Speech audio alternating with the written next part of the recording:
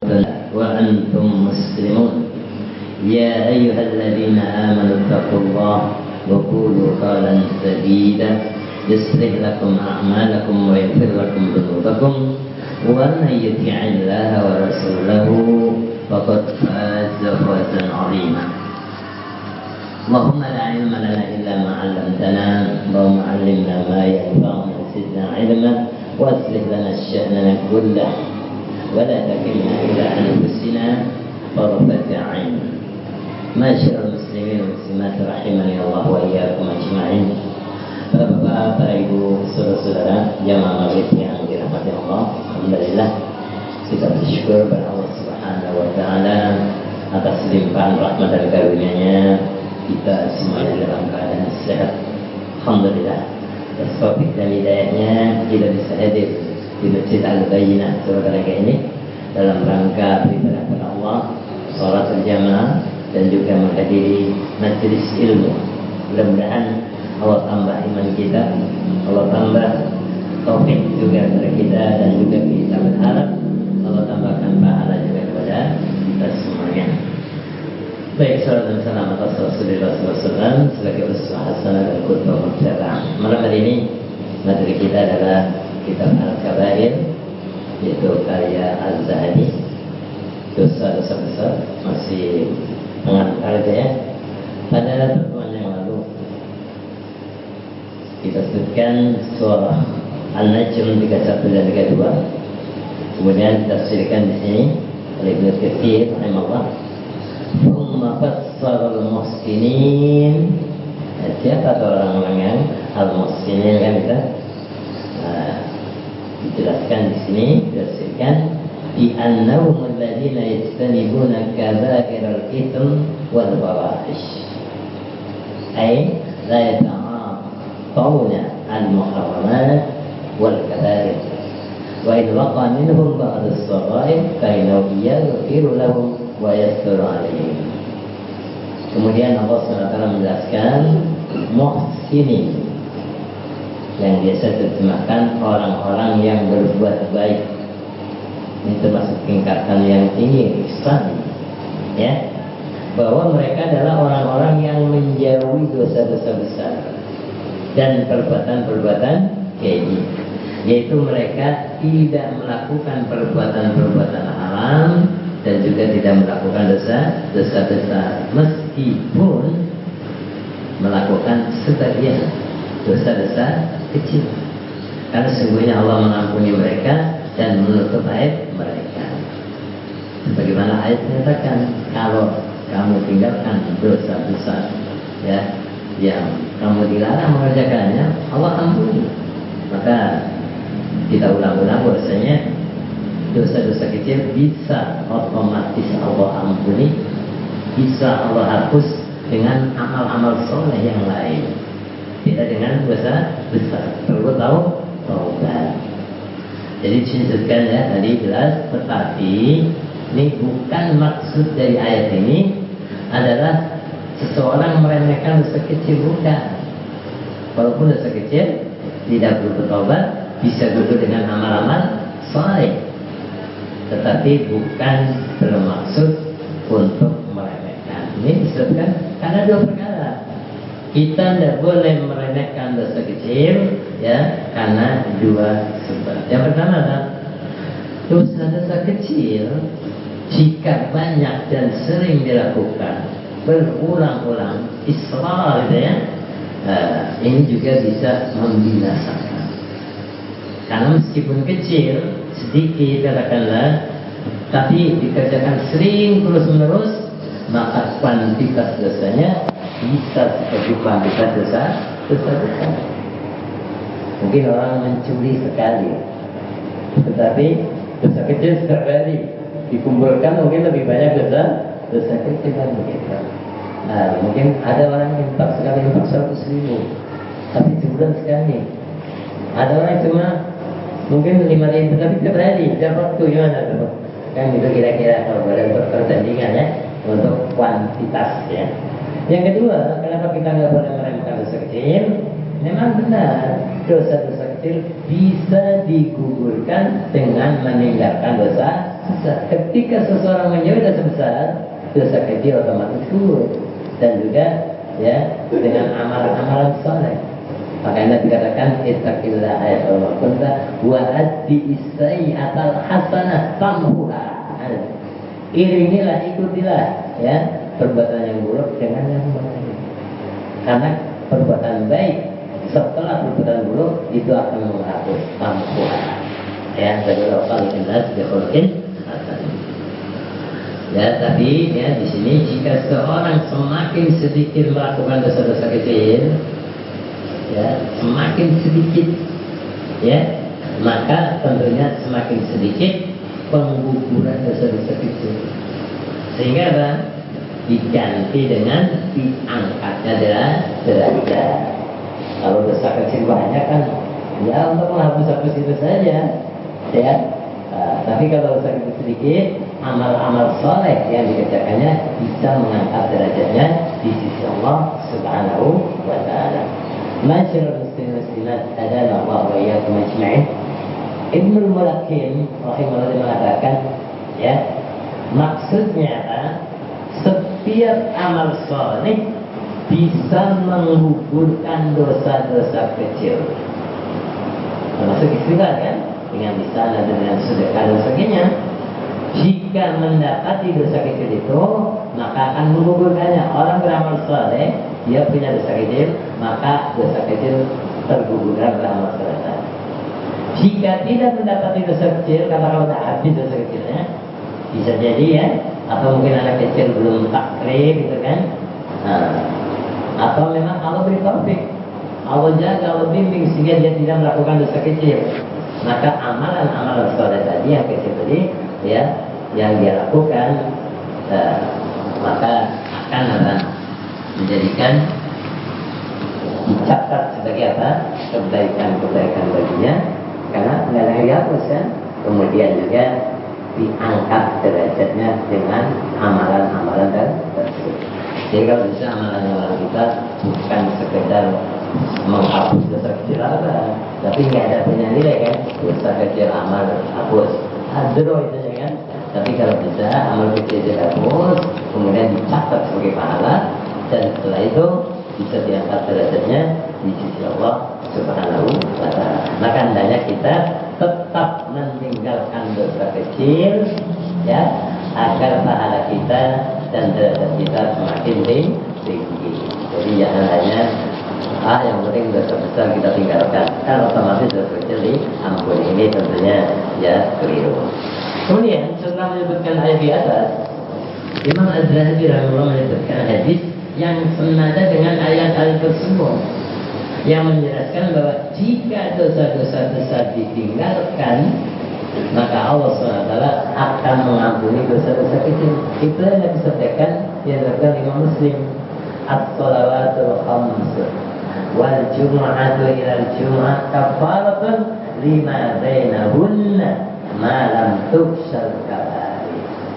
Salat yang 5 waktu, antara salat dengan salat berikutnya itu kan, salat Jumat sampai Jumat berikutnya, Jumat kemarin, Jumat ini, dan Jumat yang akan datang, itu adalah penghapus dosa. Maksudnya apa? Dosa-dosa kecil di antara waktu-waktu tersebut. Jumat kemarin sampai Jumat besok pasti banyak dosa kita. Ketika salat Jumat nanti, Masya Allah, tadi dari asal maghrib pasti ada dosa. Dengan salat maghrib, Masya Allah, ini kemurahan dari Allah SWT. Syaratnya apa? Nah ini syaratnya, malam tughsal kabair, selama tidak dilakukan dosa-dosa besar. Tapi kalau dosa dilakukan, maka dosa-dosa kecil itu tidak terhapus. Jadi sholat sunnah juga ada hadis lain ya, yang ya maknanya semangat, yaitu Imam Al-Baihaqi, ma min muslimin tahduru salatul maktubah fa yusinu wudu'aha wa ruku'aha wa sujudaha illa kanat law kafaratan lima madha min adh-dhunub ma lam ya'ti kabira. Ini maknanya hampir sama, walaupun tidak persis. Tidaklah seorang muslim, pada perlu kita semuanya, salat tiba waktu salat wajib kalau masuk sholat maghrib, azan dikumandangkan, katakan, lalu dia pun memperindah wudunya. Wudunya nggak asal-asalan, tapi sedikit sifat dulu, Nabi SAW. Jadi antaranya nggak boleh berlebihan memakai air. Hitungan batal menerimanya 3 kali, sekali boleh, 2 kali boleh, 3 kali, lebih jangan. Itu sudah buruk, itu sudah berzalim, ya. Jadi fayuhsinu wudu'aha, wudunya dengan bagus, rukunya juga sempurna, tumanina. Karena ada yang kadang buru-buru, kadang imam itu takbir intikal, itu enggak sambil bergerak, tapi selesai ruku dulu baru takbir. Kita lulus baru bilang sami Allah, turun sujud dulu baru masih jalan. Intikal kan banyak sambil bergerak, takbir perpindahan dari rukun terus, sehingga kadang makmum tidak bicara ketika imam kasih komanda Allah Akbar, dia sudah di bawah, kasih imam turun, dia sudah berdiri. Kan itu masalah ya, ini perlu imam ya, siapapun menjadi imam, baik imam yang berdiri ataupun menggantikannya.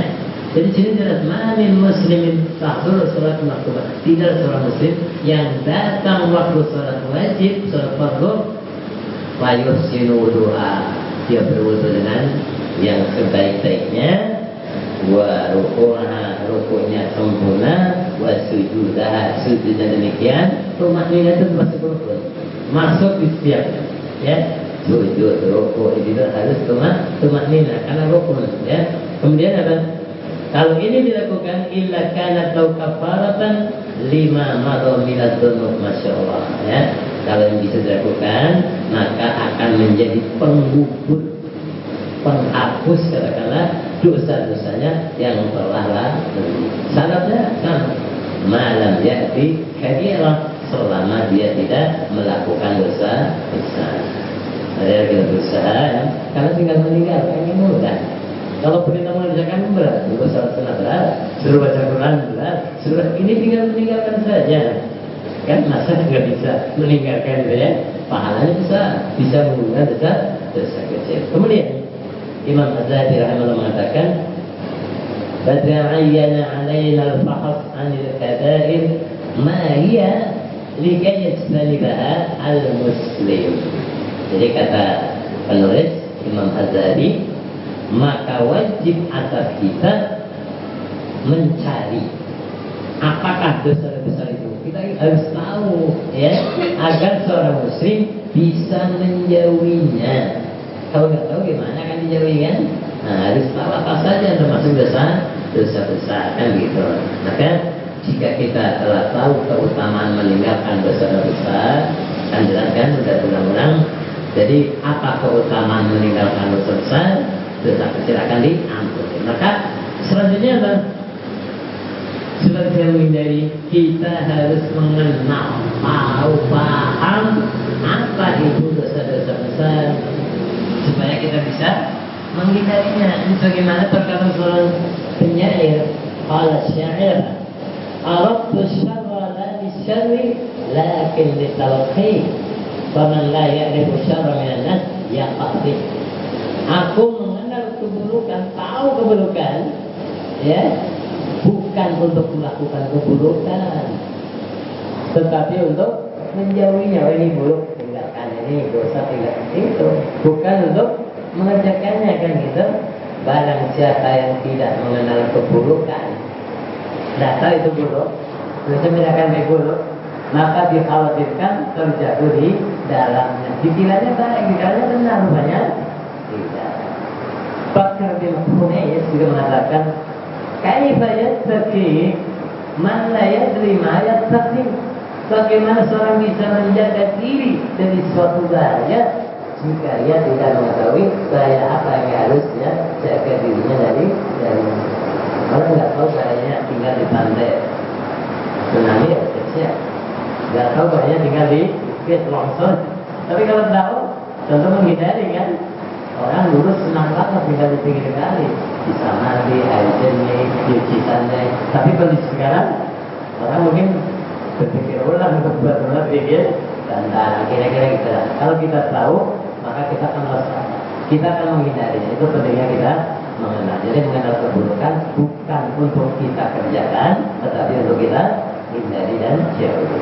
Maka jika kita ingin menghindari dosa-dosa besar, kita juga harus tahu apa itu dosa besar. Ini kadang orang tahunya cuma yang terkenal, katakanlah sirik, membunuh, durhaka dan sebagainya. Padahal masih banyak tadi kan. Jadi fokus pembahasan pada dosa besar bukan maksudnya kita bermudah-mudahan meremehkan dosa kecil, bukan. Tetapi jika kita terjerumus dalam dosa kecil, perkaranya lebih ringan di sisi Allah. Kan tadi dengan meninggalkan dosa besar aja, dosa kecil diampuni. Dengan amalan yang soleh yang lain juga menggugurkan. Jadi ini berbeda dengan dosa besar, pelakunya divonis sebagai fasik keluar dari ketaatan. Ya, kalau jamilah toh. Dan bukan hanya fasik, tapi terancam tidak masuk surga. Bahkan diancam masuk ke neraka. Ini pelaku dosa besar. Maka tentunya kita harus lebih ekstra hati-hati agar tidak terjerumus di dalamnya. Maka kita ketahui ternyata apa kata Imam Az-Zahabi berikutnya, wa wajadna al-ulama'a qad ikhtalafu fiha. Ternyata kita dapati kata Imam Az-Zahabi, para ulama berbeda pendapat tentang dosa-dosa besar. Jumlahnya beda-beda, ya.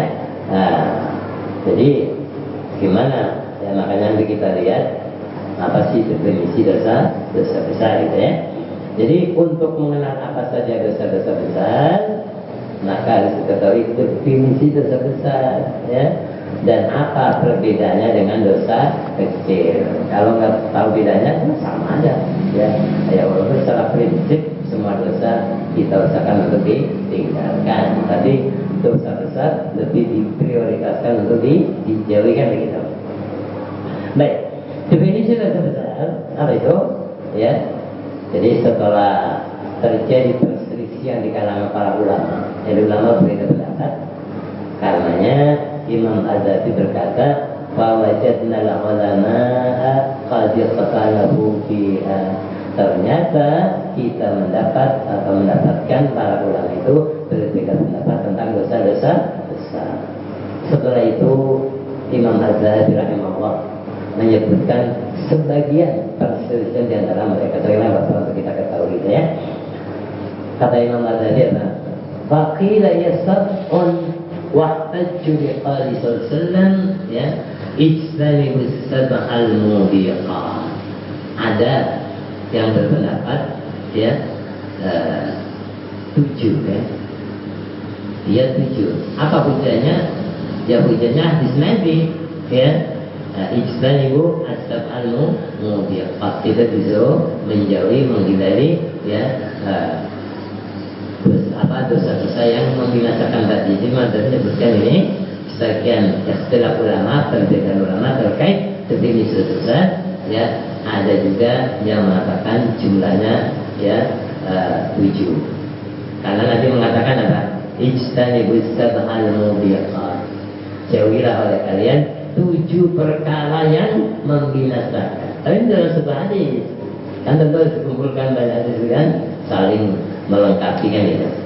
Tetapi apa? Ada orang mengkritik pendapat ini. Berarti kasih pendapat, gitu ya.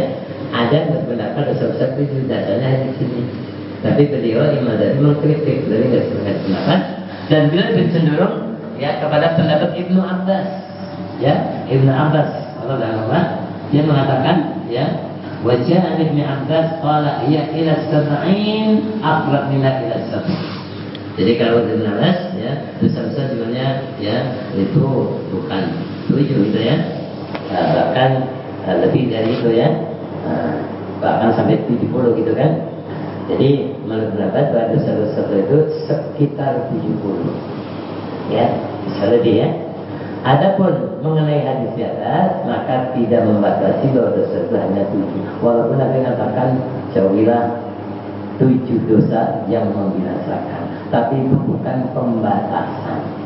Sama seperti kan walilai asmaul husna, kan Allah punya nama-nama al-husna. Itu bukan 99, tapi lebih dari itu.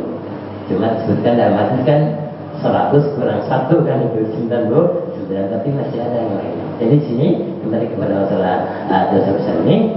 Akan tetapi Nabi SAW menyebutkan 7 dosa besar tersebut secara khusus. Kenapa? Karena ini sangat berbahaya, barangkali yang paling berbahaya kan gitu.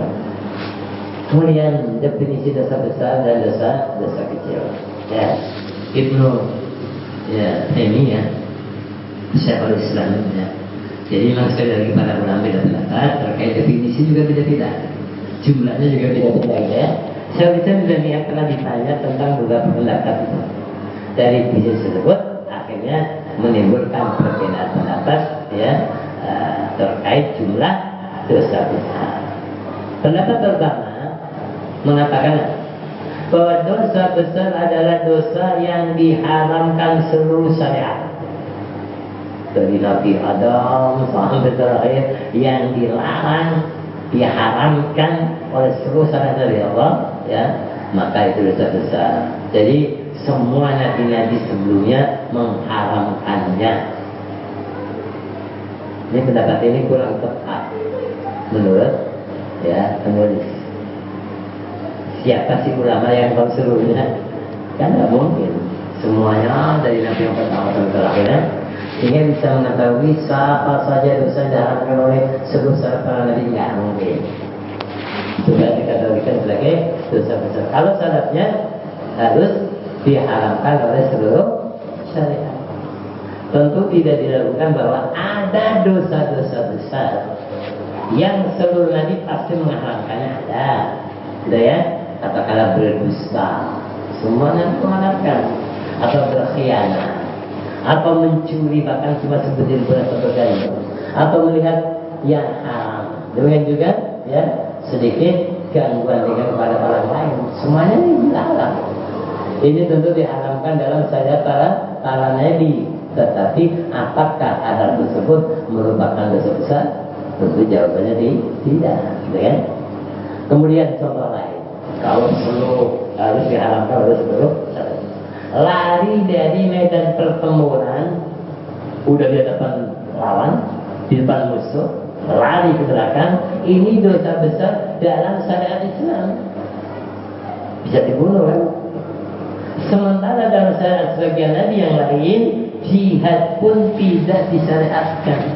Tidak cuma bahkan kalau kita ingat Bani Israil kan ketika Nabi Musa mengajak perang apa namanya? Pergilah kau dengan Tuhanmu. Idal anta warabbuka faqatil, ya. Pergilah kau dengan Tuhanmu, silakan berperang, kami nunggu aja di sini. Tapi kan nggak wajib gitu kan? Ada bedanya. Maka kalau berdasarkan definisi ini, tentu lari dari medan pertempuran bukan termasuk dosa besar. Nabi-nabi dulu kan. Tapi kalau Nabi Muhammad, ya kalau ada perang yang diwajibkan, ada yang masih tidak gitu kan. Karena tidak semua nabi mengharamkannya. Demikian pula dengan dosa, contoh menikahi wanita yang merupakan mahram karena bersuara atau karena alusa, maka ini juga bukan termasuk dosa besar berdasarkan di sini karena tidak semua syariat mengharamkan.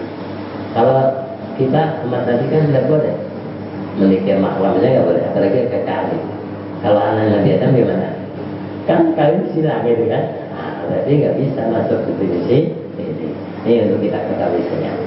Pendapat yang kedua, ya, mengatakan dosa besar adalah dosa yang menghalangi seseorang dari mengenal Allah. Pendapat ini juga kurang tepat. Kenapa? Perkara yang menghalangi dari mengenal Allah adalah perkara yang relatif. Bisa jadi satu perkara menghalangi si A, katakanlah seorang dari mengenal Allah, tetapi tidak menghalangi si B dari mengingat Allah misalnya. Kita dapati, kata penulis, ada dosa besar pada syariat kita, dosa besar. Tetapi secara logika tidak menghalangi seorang dari mengenal Allah. Apa contohnya? Durhaka kepada orang tua, kan dosa besar. Tapi ada sebagian orang, dia durhaka kepada orang tua, tapi pada waktu yang sama dia mempelajari agama, rajin ngaji, tapi durhaka juga, gitu kan? mempelajari akidah dan sebagainya. Intinya apa? Ada orang yang mengenal Allah tapi tetap melakukan dosa besar, yaitu durhaka kepada orang tua. Pendapat yang ketiga mengatakan bahwa dosa besar adalah dosa yang dinamakan oleh syariat dengan dosa besar. Kalau Allah mengatakan, kalau Nabi mengatakan itu sebagai dosa besar, gitu kan? Alasan pendapat ketiga ini juga kurang tepat. Kenapa? Karena dosa-dosa yang dinamakan kabirah, dosa besar, dalam syariat ini jumlahnya hanya sedikit. Ya, ternyata banyak dosa-dosa yang ancamannya sangat keras, tetapi tidak disebut dengan kabirah, dosa besar. Padahal, ya, melihat dari kerasnya ancaman menunjukkan bahwa dosa-dosa adalah dosa besar, tetapi nggak disebutkan dalam nas. Ini sebagai contoh yang disebutkan ya dalam sabda Rasulullah Bukhari Muslim. Apa kata Rasulullah SAW? Salasatun la yukallimuhum Allah wa la yanzuru ilaihim wa la yuzakkihim wa lahum adzabun alim. Ada 3 golongan yang Allah tidak akan mengajak mereka berbicara pada hari kiamat. Dan sama saja. Berarti tidak memandang dengan rahmat, tidak memandang mereka dan tidak pula menyucikan mereka, serta bagi mereka disediakan siksa yang pedih, ancaman berat kan? Jadi siapa?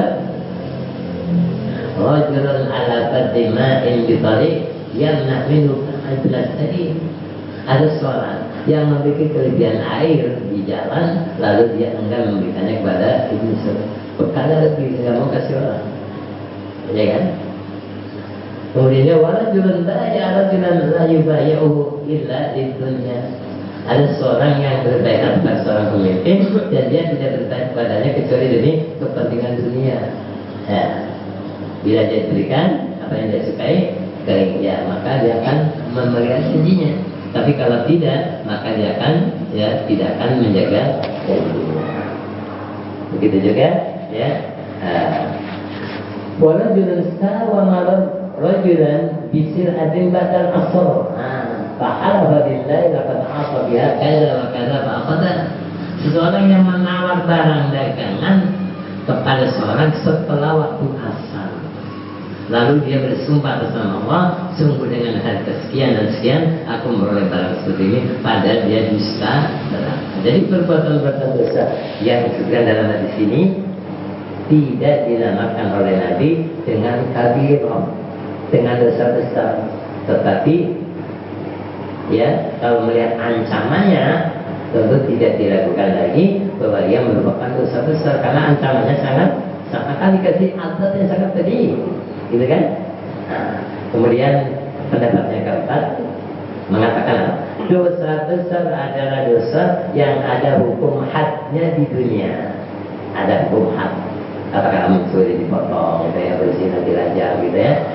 Jadi alasan pendapat keempat ini juga kurang tepat. Kenapa? Karena ada dosa besar yang tidak disebutkan hukum hadnya di dunia, nggak ada hukumannya. Jadi hukum had itu ketentuan dari Allah dan Rasulnya, ya. Contohnya apa? Durhaka kepada orang tua, nggak ada yang mendapatkan. Itu resikonya kalau bahasa kita balasan, gitu kan? Durhaka kepada kedua orang tua merupakan dosa besar, tetapi tidak ada hukuman hadnya di dunia. Apa hukumannya? Mencuri jelas, kalau sampai besok dipotong. Berzina kalau memang terbukti juga dirajam, gitu kan? Membunuh ada kisos. Tapi durhaka pada orang tua ini dosa besar, tapi nggak ada hukuman hadnya di dunia. Jadi ada 6 pendapat yang insya Allah yang benar, yang lebih ada pendapat yang lain. Kemudian pendapat yang kelima menyatakan bahwa dosa besar adalah dosa yang mengakibatkan hilangnya jiwa atau harta. Ya, pendapat ini juga dinilai kurang tepat. Kenapa? Karena melazimkan bahwa sedikit murka merupakan dosa besar. Orang marah, sedikit emosi termasuk dosa besar. Karena bisa jadi pembunuhan atau penumpahan darah orang lain ya diawali dengan murka yang asalnya emosi, tapi jadi bisa membunuh kan? Apakah hanya emosi itu dosa besar? Kan ini penyebabnya kan? Demikian juga dengan melazimkan sedikit khianat, merupakan dosa besar karena bisa jadi seseorang dengan sedikit khianat bisa merampas segala orang lain, ya. Padahal sedikit murka dan sedikit khianat bukanlah termasuk dosa besar. Jadi pendapat ini juga melazimkan banyak dosa besar, makanya tidak termasuk dosa besar karena tidak menyebabkan hilangnya jiwa ataupun harta. Contohnya tadi durhaka kepada orang tua atau memutuskan silaturahim, minum khamar misalnya, makan bangkai, makan daging babi, menuduh wanita baik-baik berzina dan seterusnya. Sampailah kita pada pendapat yang keenam. Ya, apa pendapat yang keenam? Dia mengatakan bahwa dosa besar adalah dosa yang mendapat ancaman khusus di dunia dan di akhirat. Ya, dosa besar adalah dosa yang mendapat ancaman khusus baik di dunia maupun di akhirat. Baik berupa hukum had di dunia, katakanlah seperti dipotong dan sebagainya, atau ancaman khusus seperti dimurkai pada Allah, ya, atau dilaknat, dosa besar, atau dinafikan keimanan berarti dia layu ini bukan tidak terima, atau misalnya dinyatakan bahwa pelakunya bukan dari keimanan Islam, itu orang yang curang mangos anaknya. Jadi pendapat ini disebutkan oleh Ibnu Taimiyah dan juga Az-Zahabi dalam kitabnya Al-Kabair ini. Ini adalah pendapat yang lebih kuat tentunya menurut penulis. Saya kira kalau dibandingkan ini lebih kuat ya. Dari sinilah sebagian salaf ya mendefinisikan as-saghirah, yaitu dosa-dosa kecil. Ada itu madunal haddain, haddud dunya wa haddul akhirah. Jadi semua dosa yang tidak mendapat hukuman khusus di dunia maupun hukum manusia akhirat itu berarti dosa kecil. Kalau yang ada hukumannya jelas itu termasuk dosa besar. Kenapa? Karena tentu saja semua dosa kan menyebabkan masuk neraka. Kalau nggak diampuni Allah kan, walaupun sakit gitu kan, menyebabkan itu. Akan tetapi jika diancam di neraka dengan ancaman khusus, maka itu merupakan dosa besar. Dengan demikian maka pendapat yang benar adalah pendapat yang keenam, bahwa dosa besar adalah dosa yang mendapat ancaman khusus di dunia maupun di akhirat. Masyaallah muslimat adzana Allah wa iyyakum ajma'in. Karena perbedaan pendapat mereka terkait dengan definisi dosa, definisinya berbeda. Kan sama ukuran beda tentu nggak akan sama kan, kilometer dengan misalnya ya mil kan beda, tentu nggak sama. Jadi sini karena perbedaan pendapat mereka terkait definisi dosa besar, akhirnya apa dampaknya imbasnya kepada perbedaan pendapat tentang jumlahnya. Yang satu mengatakan ini dosa besar kan, yang satu enggak, akhirnya beda kan begitu. Ada yang mengatakan dosa besar jumlahnya 7, berdasarkan hadis ya salah satu. Jadi ada mengatakan jumlahnya 70 seperti kata Ibnu Abbas radhiyallahu anhu. Ada mengatakan bahwa dosa besar jumlahnya 700. Masya Allah. Ya ini dari kaidah-kaidah nanti kan. Ya, bahkan ada juga yang mengatakan bahwa dosa besar tidak diketahui jumlahnya sebagaimana tidak diketahuinya malam qadar. Ini terkait dengan masalah definisi. Masyaallah muslimat dan Allah yang menjadi. Kemudian kata Imam Az-Zahabi ya menjelaskan sebab kenapa beliau memilih pendapat ini. Kata beliau yang kuat dan ditunjukkan oleh dalil adalah bahwasanya orang yang melakukan perkara-perkara besar yang ada hukum hadnya di dunia, apa had di dunia? Contohnya seperti membunuh, berzina, ada hukumannya, ya, dipotong tangan misalnya, dirajam ataupun dibunuh lagi kisos, atau ada ancaman khusus di akhirat, misalnya apa? Seperti azab, ada kemurkaan, ada ancaman, atau pelakunya dilaknat melalui lisan Muhammad SAW. Ya makanya orang pakai tato kan termasuk dilaknat. Dosanya kan ringan, tapi dosa besar. Karena laknat Rasulullah laknat ya kan begitu. Nah, jadi kalau ada laknat itu termasuk dosa. Maka sesungguhnya semua itu adalah dosa. Tentunya kita harus menerima bahwa dosa besar sebagiannya lebih besar dari yang lain. Ada dosa besar, ada yang paling besar kan itu. Makanya pertama nanti syirik, gitu kan? Tidakkah engkau melihat bahwa Rasulullah menganggap syirik termasuk dosa besar, padahal pelaku kesyirikan akan kekal ya di neraka dan tidak akan diampuni selama-lamanya. Itu sebagaimana katakan dalam surat An-Nisa, Inna Allaha la yaghfiru an yushraka bihi wa yaghfiru ma duna dzalika liman yasha. Sesungguhnya Allah tidak akan mengampuni dosa syirik dan Dia mengampuni dosa segala macam dosa selain syirik itu bagi siapa yang Dia kehendaknya Allah kehendaki tentunya. Kemudian juga dalam surat Al-Maidah 72, Innahu may yusyrik billah faqad harrama Allah 'alaihi al-jannah. Sesungguhnya orang yang mempersekutukan ya sesuatu dengan Allah, maka pasti Allah mengharamkan kepadanya surga. Ini bahaya banget ya kan. Jadi walaupun orang sholat bisa bersyirik, bisa orang haji juga bisa syirik. Makanya hati-hati dalam beribadah gitu kan. Maka harus mengkompromikan antara dalil-dalil yang ada. Jadi Rasulullah SAW mengatakan apa? Apakah kalian mau aku beritahu dosa besar yang paling besar? Ya, dia menyatakannya 3 kali pada sahabat.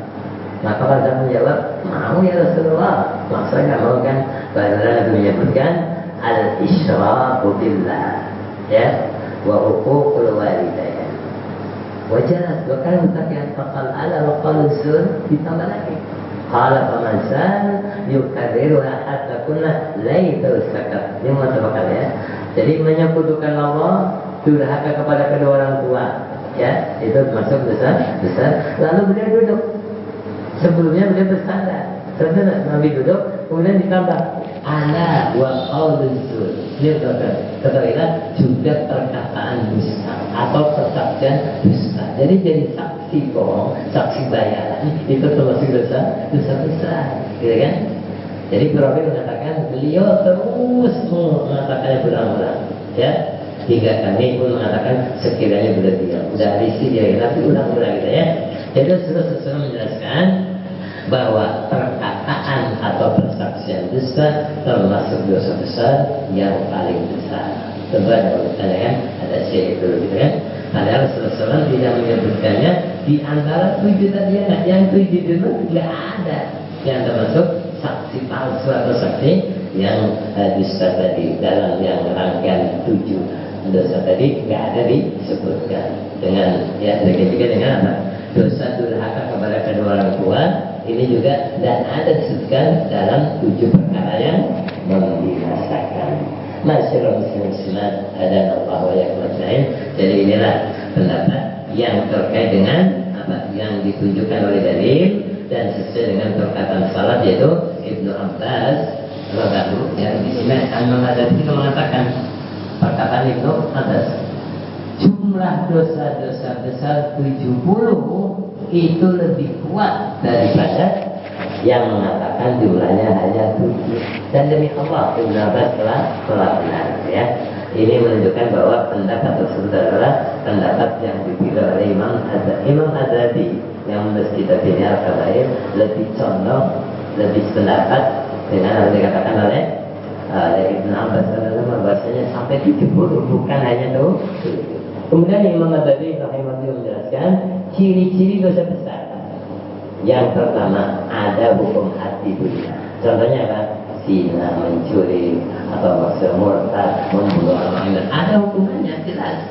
Yang kedua ada ancaman khusus di akhirat, sudah ada kemurkaan, ada ancaman. Dan yang ketiga pelakunya dilaknat melalui lisan Nabi Muhammad SAW. Contohnya Nabi mengatakan apa? Kaitannya dengan la'natullahi 'alal yahud wan nasara ittakhadhu qubur anbiya'ihim masajid. Lihat dari Bukhari Muslim.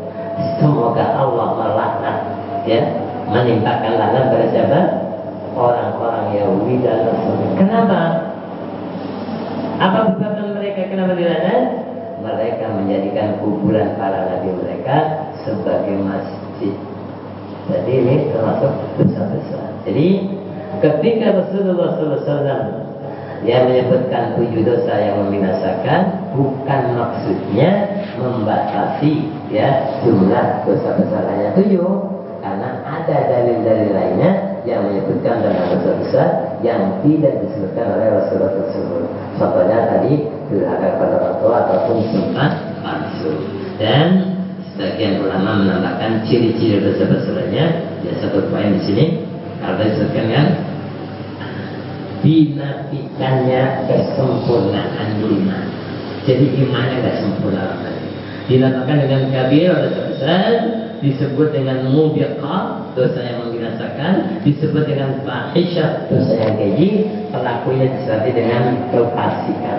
Jadi kata Rasulullah SAW ya, Rasulullah SAW berlepas diri dari perbuatan tersebut, maka itu dosa besar.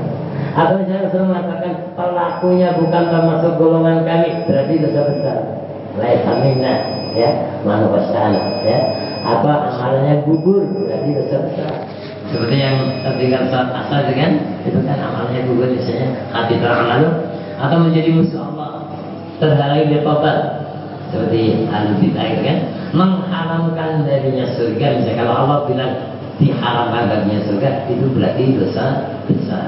Jadi Allah tidak akan melihatnya misalnya karena itu termasuk surga. Jadi semua contoh dan alat ini di dalam terdapat ancaman khusus yang menunjukkan bahwa hal tersebut adalah dosa besar. Itulah diantara ciri-ciri dosa besar. Demikian mungkin yang disampaikan malam hari ini. Mudah-mudahan ya bermanfaat. Insya Allah satu kali pertemuan lagi selesai pengantar baru masuk al-kabiru al-ula. Jadi dosa besar yang pertama adalah al-asyirku billahi ta'ala. Baru nanti dosa kedua, ketiga dan seterusnya sampai sekitar 70 ya. Mudah-mudahan kita diberikan ya kesanggupan untuk tetap hadir dan melanjutkan materi ini untuk kita pahami sekaligus kita hindari, dan kita berdoa kepada Allah Subhanahu wa taala agar memberikan taufik kepada kita untuk bisa menjauhi dosa besar sekaligus berharap digugurkannya dosa kecil. Demikian kita taufik wal hidayah wal minkum.